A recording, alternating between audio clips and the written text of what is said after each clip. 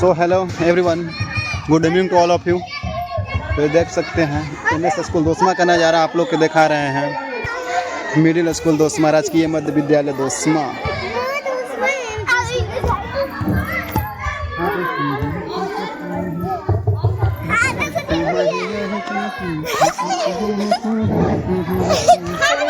बहुत ही सुंदर ही नज़ारा है, हमारे सरस्वती पूजा का नज़ारा है।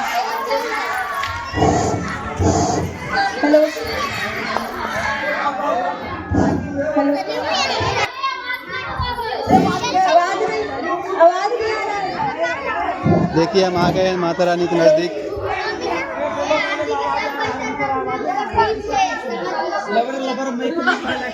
लबर क्या जी?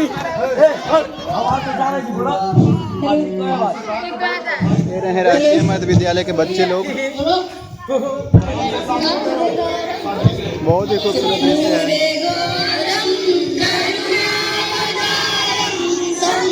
माता रानी का स्थान की आरती होने जा रहा है। आरती तो देख सकते हैं हमारे माता रानी का ज्ञान की देवी माँ सरस्वती का आरती का नज़ारा आप लोग को दिखा रहे हैं।